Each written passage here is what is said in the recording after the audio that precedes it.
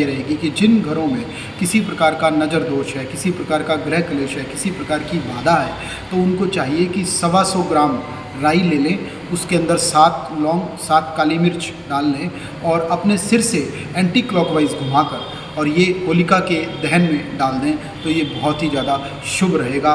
पंडित जी, सभी के मन में एक जैसे होली आ रही है, एक विचार है कि ये होलाष्टक क्या होता है, इसके बारे में बताइए थोड़ा। जय श्री राम जी। सभी दर्शकों को सबसे पहले होली की बहुत बहुत शुभकामनाएं।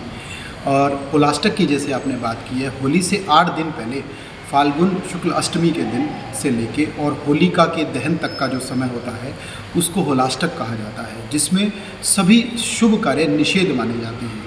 ये 8 दिन कुछ इस प्रकार के होते हैं कि होलिका दहन के साथ ही पवित्र समय शुरू होता है और होलिका दहन का पुण्य काल जो होता है वो जब तक लगता है उसके बाद से शुभ कार्य कर सकते हैं। इन 8 दिनों में किसी भी प्रकार का शुभ कार्य, गृह प्रवेश या इस प्रकार की शादी विवाह आदि नहीं किए जाते।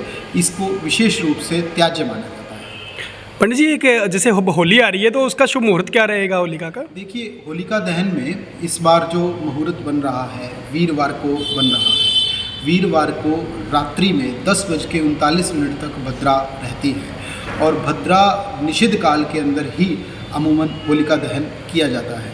तो इस बार 11 बजे के बाद और 12:17 तक का जो समय रहेगा वो होलिका दहन के लिए शुभ समय रहेगा, जिसमें होलिका दहन देश के समस्त विद्वान जो हैं वो आप इसमें प्रशस्त मानते हैं और उसी में ये होलिका दहन किया जाएगा। पंडित जी, एक और चीज़ बताइए, कुछ लोगों में विचार है कि इस बार फाग का जो उत्सव है वो 2 होंगे, वो किस दिन मनाया जाए? नहीं, देखिए होता क्या है कि जो पूर्णमासी होती है उसी दिन होलिका दहन का विधान है। शुक्रवार को दिन सुबह 11 बज के कुछ मिनट पे यानी 15 मिनट पे होलिका पूर्णमासी ख़त्म हो रही है, तो इसलिए होलिका दहन अमूमन वीरवार को ही किया जाएगा और होलिका दहन से बिल्कुल अगले दिन जो है वो अपना फाग का उत्सव मनाया जाएगा। पंडित जी, कुछ लोग कहते हैं होलिका को बहुत सारे घर की जो है शुद्धियाँ की जाती हैं और बहुत सारे उपचार किए जाते हैं व्यापार के लिए, तो कुछ बताइए। बिल्कुल, होलिका दहन और होली और दिवाली तो जैसे कि आप जानते ही हैं कि होली और दिवाली तो हिंदू धर्म के प्रमुख त्योहारों में से माने जाते हैं। उसमें भी होलिका जो होती है वो विशेष प्रकार के कष्टों के निवारण के लिए सबसे श्रेष्ठ मानी जाती है। तो होलिका दहन का अगर आप फ़ायदा लेना चाहते हैं तो इसके लिए सबसे बेहतर स्थितियाँ ये रहेगी कि जिन घरों में किसी प्रकार का नज़र दोष है, किसी प्रकार का गृह क्लेश है, किसी प्रकार की बाधा है, तो उनको चाहिए कि 125 ग्राम राई ले लें, उसके अंदर 7 लौंग 7 काली मिर्च डाल लें और अपने सिर से एंटी क्लॉकवाइज घुमाकर और ये होलिका के दहन में डाल दें, तो ये बहुत ही ज़्यादा शुभ रहेगा। उनके घर के नज़र दोष, गृह क्लेश की बाधा, किसी प्रकार का टोना टोटका या लाग लपेट की स्थिति जो होगी वो ख़त्म हो जाएगी।